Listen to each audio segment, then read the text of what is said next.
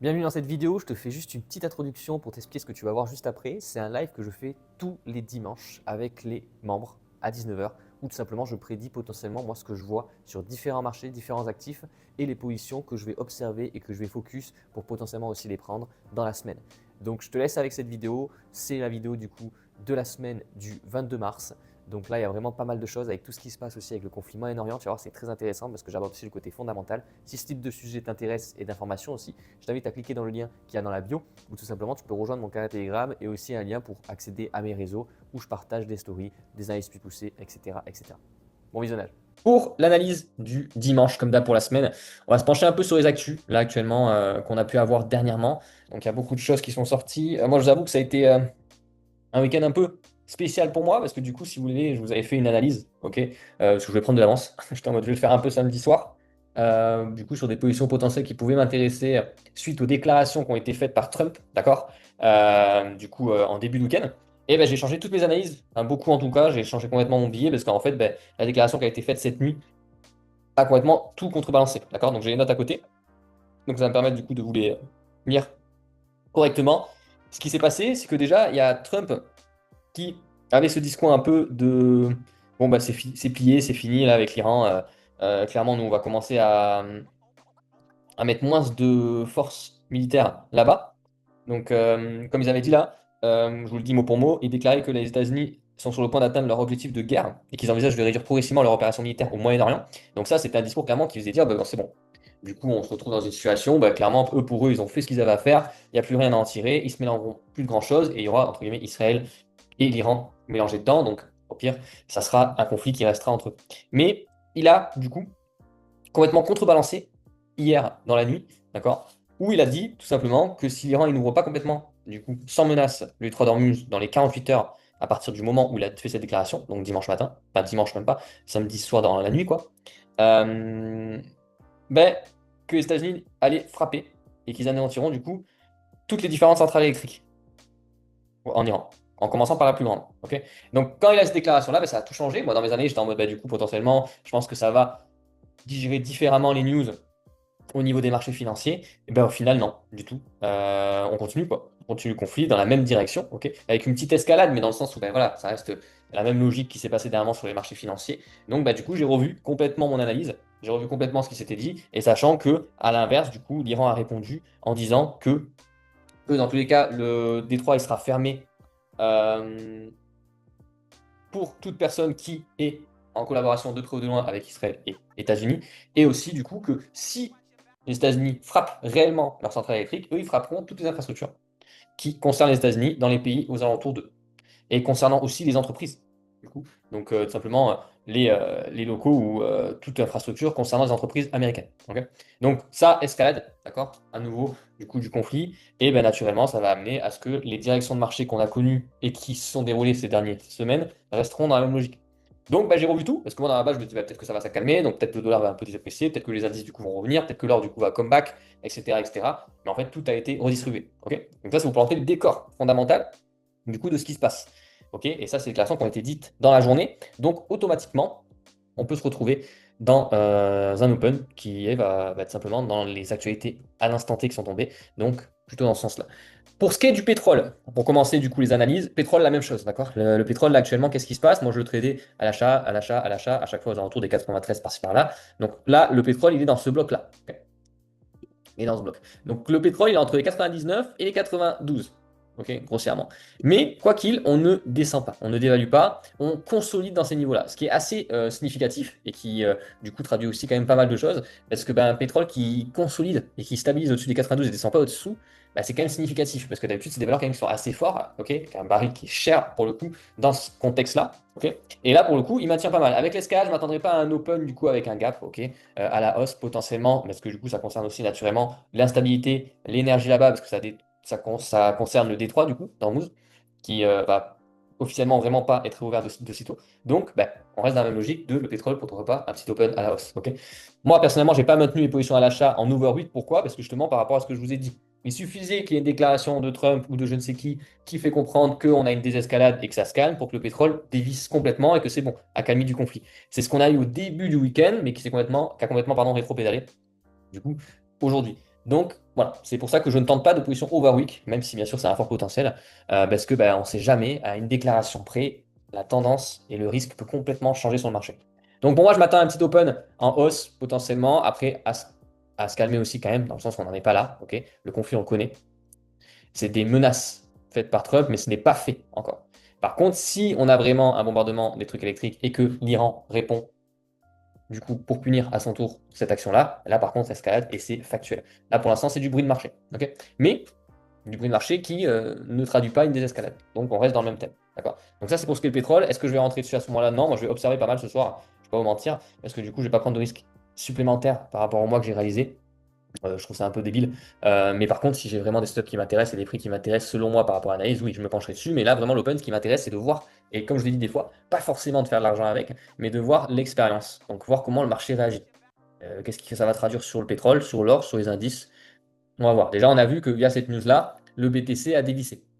Ok, le BTC est passé du coup de 70 000 et quelques à boum, en dessous de 68.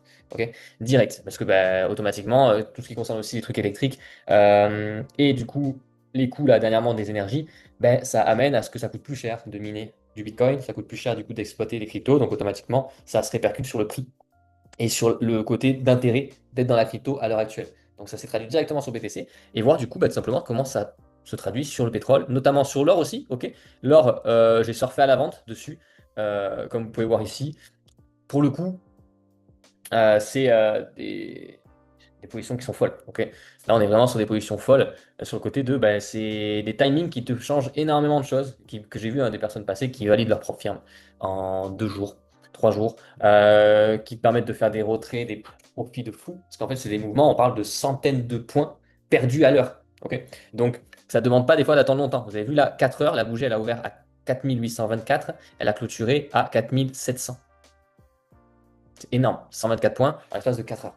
Donc, avec très très peu de drawdown, vous voyez. Et là, du coup, on a clôturé comme ça. Je m'attendais plutôt à ce qu'on fasse ça sur l'or. Mais là, maintenant, avec ce qui se passe, moi, je vois potentiellement l'or aller chercher les 4004, ok, qui est une zone de liquidité importante, dans le sens où depuis qu'on l'a cassé du coup en décembre, on est venu prendre un petit appui dessus pour revenir et on l'a retesté qu'une seule fois. Et quand on est venu dessus, on a une réaction qui a été immédiate, significative par rapport au dernier lot qu'on avait créé avant l'expansion complètement haussière qu'on a eue. Et même après cet énorme retracement qu'on a pu avoir, on s'est arrêté sur les 4004. Donc un gold sur les 4004, ça me fait plutôt sens. À partir de là, je vous avoue que moi, me pencher sur l'or, je verrais ça comme un risque, parce qu'on se retrouve sur des zones où là, les zones à vendre que j'ai pris ici, intéressantes. On est sur les 5000, on est sur les 4008, voilà, on est encore haut par rapport au recul qu'on a ici. Par contre, maintenant sur les 4004, ce qui est dangereux dans ce type de position, et comme j'ai pu en parler avec certains d'entre vous, notamment avec Enzo, que moi, ma stratégie, des fois, c'est tout simplement mettre un lot que je suis capable de supporter. C'est-à-dire que je suis capable de supporter le drawdown, donc le négatif de ma position, parce que j'ai un lot qui me le permet par rapport à mon capital, et qui des fois va m'offrir 50, 40 points en drawdown, d'accord, donc points négatifs, mais je suis encore dedans, parce que je peux supporter ce négatif-là, et ça se retourne et ça tombe. Et c'est là le risque, entre guillemets, dans les zones qu'on côtoie ici, c'est-à-dire que l'or, pardon, peut tomber, du coup, à nouveau, sur les 4450, 4430, 4410, 400, mais là, à trader à l'avance, ça commence à devenir touchy, parce qu'il peut totalement, d'accord, et quand je dis totalement, c'est qu'il peut totalement nous offrir ça, d'accord, il peut totalement tomber à 4400, remonter comme ça, d'accord, à 4560, 572, 580, 4600 et faire ça, d'accord? Mais rentrer sur un lot ici, ça te demande de potentiellement assumer 100, 150, 200 points en drawdown et là ça devient technique. Donc c'est une zone qui est une zone de buy, hein, qui est une zone d'achat potentielle vers ici. Donc c'est dangereux de rentrer, de tenter la vente à nouveau. Après, est-ce que mon or peut faire ça? Complètement, ok? Il peut me montrer aucun ralentissement suite aux news qui sont tombés et s'écrouler, s'écrouler, s'écrouler, s'écrouler. Mais là, ce qui va être important, si vous tradez l'or, et ça, je vais insister du coup de fou avec vous, c'est de vous payer. C'est-à-dire que si vous rentrez, ça coule, ça part dans votre sens et tout, mettez au moins un break-even, mettez au moins un SL créditeur, ok, au moins vous risquez plus rien. Si ça continue à couler, c'est Gucci, vous mettez trop bien. Si ça coule plus, pas grave, on s'en tape. Donc vraiment, ça, faites attention à vous. Moi, pour moi, ça va open avec un petit gap à la baisse. Ça va continuer dans cette logique-là parce que là, le contexte, il prête complètement. Dans ce contexte-là, il n'y a pas un monde où le pétrole descend. Ok, donc, voilà, ça va dévisser. Pour ce qui est du Dow Jones, pourquoi je regardais le Dow Jones? Parce que le Dow Jones, pour moi, là actuellement, il ne m'intéressait pas tant parce qu'il ne dévissait pas encore complètement. Mais quand j'ai eu le switch de toutes les structures, d'accord, donc ma weekly, ma daily, ok, et ma H4, là, ça commence à m'intéresser. Ok, c'est des actifs que je ne traite pas du tout. Mais là, pour le coup, on est sur un potentiel où, avec les déclarations que pouvait broder et faire Trump, on arrivait à soutenir le dos. C'est-à-dire qu'on arrivait à pas dévisser, on arrivait à pas s'écrouler, on arrivait à rester toujours en place. Ok. Mais actuellement, la donne change pas mal. Ok, la donne change pas mal. Pourquoi? Parce que là, vraiment, on se retrouve vraiment avec un pétrole qui est maintenu au-dessus des 90 dollars. Donc, il faut savoir aussi que macroéconomiquement parlant, un baril au-dessus de 90, c'est très mauvais. Il ne faut pas que ça reste trop longtemps au-dessus de 90 parce que du coup, après, ça amène inflation. Ok. Directement, le pouvoir d'achat de la population qui est énormément grignoté. Ok. Parce que le pétrole en pondération du coup sur les dépenses complètes d'un foyer, ben, ça pèse beaucoup. Ok. Donc tout ça amène aussi à une croissance qui est ralentie, mais une inflation qui monte. Donc si vous avez vu la vidéo que j'ai fait sur YouTube, donc une stagflation qui amène à être pas bon si ça dure trop longtemps. Et là, on y est. Plus le temps passe, plus on reste dans ces mêmes patterns-là, plus ça continue à continuer. Et là, du coup, le dos commence vraiment à dévisser. C'est-à-dire que depuis le début du conflit, donc on parle de mars, ok, depuis le début du conflit, mon dos a perdu 8%. Ok. Donc moi, actuellement, j'ai tracé tout simplement une tendance qui paraît plutôt logique. On est baissier en weekly, baissier en daily, baissier en H4. On a une AOI daily très intéressant juste ici, d'accord? Là, un point de contact, deux points de contact, trois points de contact, et on en a une ici qui est aussi pertinente avec un, deux, trois, quatre points de contact. Ok. Donc, et on est en plein dessus. Ok, sur ma daily. Donc, à voir comment on réagit si on rejette ou pas dessus. Sinon, je privilégierai celle-là juste au-dessus, parce qu'on peut proposer un rejet sympa, sachant que quand même, on me crée un marteau juste ici. Ok, en arrivant d'en dessous pour intégrer, pour peut-être retester et confirmer pour mieux tomber. Donc voilà, c'est une position à la vente que j'ai envie de tester, que je vous donne comme ça, mais que je n'ai pas comme position officielle de la semaine. Pourquoi? Parce que ça serait vraiment une position bonus, au-delà de voir si du coup je peux grappiller un peu d'argent sur le dos. Mais pour le coup, ce qui serait vraiment intéressant, c'est d'aller chercher des petits patterns comme ça. Donc ça serait du scalping, ok, aller chercher du 600 points à la baisse pour du coup tout simplement avoir un petit truc bonus à prendre. Sachant que là actuellement, je vise ça, ok, les amis, ou ça si je n'ai pas de confirmation. Ok, juste là. Mais le dos, ouais, pour moi, ça paraît plutôt pertinent à prendre parce que dans ce contexte-là, en fait, des fois, il faut savoir surfer sur des positions comme ça parce que là, il y a moyen d'avoir des positions lourdes à la vente sur les indices et qui vous payent pas mal. Les indices sont sympas. Ouais, bah Enzo, toi même qui a été sur les S&P 500. Pour le coup, hyper intéressant. Et moi, c'est un truc que j'avais dans ma ligne de mire depuis un moment, mais j'étais très focus sur le gold, parce qu'il y avait beaucoup d'argent à faire sur le gold. C'est des performances de fou qu'on pouvait faire sur le gold et sur le pétrole. Mais en même temps, je ne me penchais pas encore sur les indices. Pourquoi? Parce qu'ils dévissaient, mais pas énormément. Par rapport, du coup, au conflit. Mais là, avec le fait que ça fait plus de 2 semaines et que du coup, on est encore dans le conflit, que le pétrole est au-dessus des 90 et que là, il y a cette escalade-là qui peut toucher aussi les entreprises américaines, bah là, du coup, ça me fait sens, clairement que du coup l'argent se casse du dos. Et de S&P aussi, du Nasdaq potentiellement. Ok. Moi, je trouve plus le dos. Parce que la structure me plaît. Donc voilà, petite parenthèse, pareil sur le BTC, si le BTC va sur les 65, 64, ça me choque zéro, d'accord? Structure en parlant toujours baissier, sur du daily, sur du weekly. Donc pour moi, ça fait sens que le BTC dévisse dans ce contexte-là. Après, bien sûr, je vous dis ça à l'oral, mais je ne vais pas me pencher dessus du tout, ok? Parce qu'il ne m'intéresse pas, et j'ai pas envie forcément d'aller chercher une position dessus. Ok, tout bêtement. Donc là, on va venir sur les positions de la semaine, ok? Côté Forex, qui vont nous intéresser. Donc il y en a pas mal. Pour le coup, parce qu'on a eu l'AUD-CAD qui nous a pas validé du tout, ok, notre analyse sur le papier, mais qui du coup revient actuellement refaire un pattern intéressant, ok, dans le sens où du coup on est toujours aussi en weekly, toujours baissier en daily, on n'est pas venu du coup me clôturer ma daily, ok, juste ici, vous avez vu, à un poil, donc il m'intéresse toujours l'AUD-CAD pour aller chercher potentiellement, d'accord, là oui, weekly, juste ici.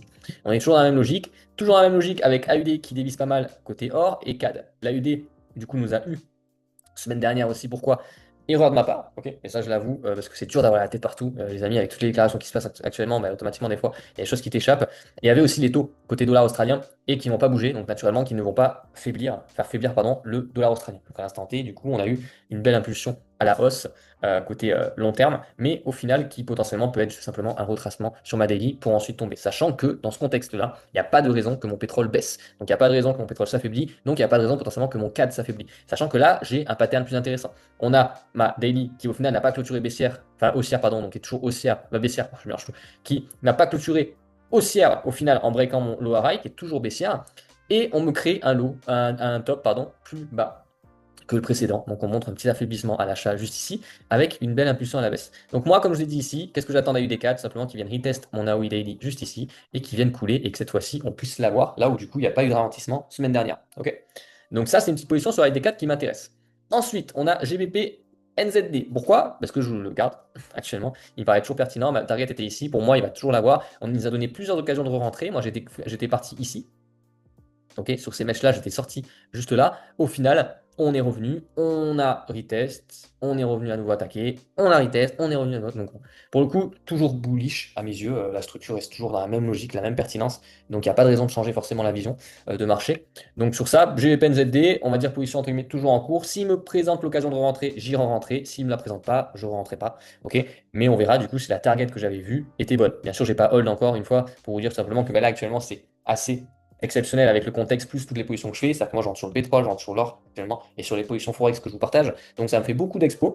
Donc, des fois, quand j'en ai une qui me fait un bon mouvement, j'étais rentré avec un lot de 2 sur GBPNZD, il m'a offert une position à 900 et quelques euros, je l'ai clôturé, d'accord? Parce que bah, je ne voyais pas le but de la laisser courir, sachant que j'avais les autres à côté, donc je voulais pas m'alourdir mes positions, sachant qu'on arrivait à la fin de la semaine. Ok. Alors, il m'a cassé là. Il a bien chuté, il m'a cassé là. Le GBPNZD? Bah, normalement, moi, j'étais rentré là, j'ai subi le drawdown. Mais comme j'avais dit avec certains d'entre vous, euh, notamment une personne qui me disait que bah, tu sais, ça tombait, il y avait du drawdown, on était en négatif et tout, moi j'étais en mode, bah, on sait pourquoi on a placé notre essai ici. Donc à partir de là, on est dedans. On a eu une erreur de ne pas rentrer avec une confirmation plus solide, ça a été notre erreur, mais pour le coup, on n'est pas venu chercher notre essai. Donc on est reparti, on a retest mon AOI, on a reimpulsé. Donc au final, c'était l'exemple typique, cette position-là, de vous montrer que bah, votre position peut être en négatif de fou au début. Et sauf que vous êtes rentré en plaçant votre TP ici parce que vous savez pourquoi vous l'avez placé, en plaçant votre essai ici parce que vous savez pourquoi vous le placez aussi. Donc vous continuez. Vous persistez et au final, vous faites pas SL, boum, ça continue à aller dans votre sens et vous finissez dans le vert. Donc ça montre vraiment ce côté de pas se laisser influencer si tu sais ce que tu fais. Hop là, yes. Ah, pour le coup, ouais, dans ce moment-là, moi j'étais toujours en négatif, mais bien sûr, bah, pas d'SL, hein, vu on l'avait mis, donc on a pu continuer. Donc ça, c'est pour GBP NZD. AUD, USD. Position à la vente que j'ai actuellement. On est aussi en weekly, baissier en daily, baissier en H4. On a deux AOI daily très très pertinentes et très sympas pour le coup. On n'a pas du tout cassé ma tendance en daily. Donc à mes yeux, ça peut être pertinent. Pourquoi? Parce que déjà dans ce pattern-là, potentiellement, l'or peut toujours dévisser. L'AUD nous a surpris avec du coup l'addition sur les taux, mais au final, on n'a pas eu de confirmation sur AUD USD. On l'avait aussi en pattern, vous vous rappelez, on n'a pas eu de ralentissement. Et au final, on a un retracement là actuellement qui a lieu. Et on a l'accalmie qui s'est passée et l'escalade qui s'est passée ce week-end. Donc moi, à mes yeux, dollar toujours renforcé dans ce contexte-là, ok? Donc, une position à la vente sur AUD USD me paraît plutôt pertinent. Ok, dans cette échelle-là, sachant qu'on a une AOI weekly juste ici qui est très très intéressante, d'accord? Donc actuellement, voilà, même logique, on va aller chercher un petit retracement. Donc je vous ai pas fait de petits dessins sur celle-ci, on va le faire en direct ensemble. Donc moi, ce qui me plairait pas mal, c'est de me créer un dernier retest à cette échelle-là pour tomber ensuite. Donc ça serait vraiment le top, ça, pour le coup, qui vient de me retravailler ça, qui ouvre peut-être avec un gap baissier ou un gap haussier, puis il réintègre, puis au final il vient de retest dessus, et il tombe, qu'on puisse regarder en H4, H1, M15, les confirmations. Mais voilà, moi c'est ce que j'attendais sur AUD-USD, c'est une position qui paraît plutôt pertinente, donc du coup je vais observer ça. Ensuite on a Euro-USD. Ça fait longtemps que j'ai pas comeback sur USD. Je me suis mordu un peu les doigts de l'avoir laissé passer celle-là, mais je pouvais pas avoir les yeux partout franchement. La vente sur USD était hyper logique, ok, et claire à mes yeux, fondamentalement parlant.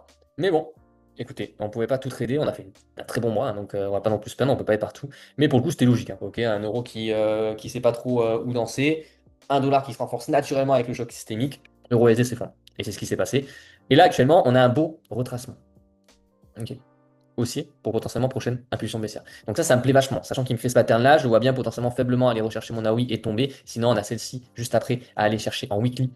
Si jamais du coup celle-ci ne fait pas le taf, mais on est baissier en weekly, baissier en daily, haussier en H4. D'accord. Donc vraiment, on a un pattern qui est baissier de fou sur OSD. Et c'est ce que je vous ai dit naturellement avant, du coup, au début sur l'appel, que moi j'avais fait mes analyses samedi. Et ça sentait mieux. Arrangement, nous on va sortir de la guerre, nanana, donc peut-être que le dollar allait vivre un relâchement parce que du coup les États-Unis sont plus trop au cœur du conflit. Au final, tout l'inverse, donc pas de raison que le dollar s'affaiblit. Et c'est ce qui s'est passé un peu fin de semaine où les gens pensaient qu'on allait plus aller sur un risk-on, dans le sens où du coup les gens allaient se dire bon bah c'est bon, le conflit on a compris, il n'y a plus trop d'escalade, il n'y a plus trop de mouvements violents, donc on va commencer à partir ailleurs. Bah, au final, pas du tout avec les déclarations. Donc moi, à mes yeux, on va se retrouver avec un euro USD qui va couler suite au conflit qu'il y a, le renforcement du dollar, malgré qu'on réfléchit peut-être en Europe à monter les taux, mais on ne sait pas encore le cas, sachant que par contre, c'est passé à 60% les probabilités que la Fed augmente ses taux en octobre, avec tout ce qui se passe. Donc voilà, pas de raison que le dollar s'affaiblit actuellement. Donc moi, c'est mon pari de la semaine, d'aller chercher une vente sur EURUSD au vitesse de mon AOI pour couler ensuite. Ok, tout bêtement. Euro, yen japonais, pareil. On va chercher potentiellement une vente à mes yeux. Ok, on est baissier en weekly, baissier en daily, aussi en H4 pour aller au contact de mon AOI daily. C'est une position similaire qu'on avait pu prendre en début mars, qui avait bien coulé et qui avait été du coup chercher le TP. Donc on fait la même chose ici. Ok, on vise la même direction. Bien sûr, maintenant, qu'est-ce qu'on attend? Ben, potentiellement que mon euro JPY aille chercher contact sur Naui, me propose un pattern de rejet dessus de ralentissement pour ensuite couler. Donc pareil, on va voir au contact de la oui. Si on n'a pas le ralentissement, tant pis, ça ne me donnera pas forcément raison. Mais on le garde en ligne de mire parce que pour le coup, c'est un pattern similaire au pattern passé que j'ai eu juste ici. Ok, on est bon. Et derrière, celle-là, c'est la pire. Ok, dans le sens où, entre guillemets, c'est pas celle sur laquelle je mettrai la plus grande pièce. Ok, sur le côté de confiance, fonda plus position. Mais structurellement parlant, ben, elle me plaît. Donc, je me dis, pourquoi pas, avec ce petit retracement, aller chercher une nouvelle impulsion haussière sur mon AOE Daily. On est aussi en daily, aussi en weekly, et en H4, on est en train de switch baissier pour aller au contact de mon AOE Daily. Donc voilà, c'est une position que je voudrais miser à l'achat, mais qui n'est pas pertinente, pardon, avec mes analyses. Mais on est sur deux paires différentes, ok, deux devises différentes, pardon, on est sur une paire différente, AUD face à JPY. Donc pourquoi pas AUD JPY qui aille retest tout simplement cette AOI ici et me proposer un petit rebond pour repartir à l'achat. C'est possible, d'accord, mais dans le sens où fondamentalement parlant, comme je vous dis, l'AUD, je ne le vois pas être puissant à ce point-là. Mais face au JPY qui actuellement est en vacillement, mais surtout en stabilisation, mais en même temps, ils ont du mal à digérer du coup, toutes les choses qui sont passées politiquement parlant, et surtout au niveau de la politique monétaire aussi, ben, je me dis pourquoi pas. Pourquoi pas jouer ce coup-là? Après, c'est pas du tout ma préférée, fondamentalement parlant. Ok, mais la structure est belle. La structure est belle, pertinente. Donc, c'est une position que j'ai du coup pour la semaine. Donc voilà, les amis, pour les positions de la semaine. N'hésitez pas à me dire si vous avez des questions ou quoi, si tout est bon pour vous. Donc pour moi, c'est vraiment des positions qui sont assez pertinentes, qui font sens, mais c'est une période un peu différente parce que vous avez vu, je vous fais beaucoup de débriefs sur le pétrole, sur l'or, sur les indices boursiers. Pourquoi? Parce que dans ces périodes-là, c'est des actifs que je vais pas aller trader parce que fondamentalement parlant, quand on a ces clés-là et ces capacités d'analyse, elles sont pertinentes à aller chercher. Parce que du coup, fondamentalement parlant, c'est logique, du coup, la direction qu'ils peuvent prendre. Donc il y a de l'argent à faire, de la croissance à faire, en plus des paires de forex qu'on analyse. Donc voilà, tout bêtement.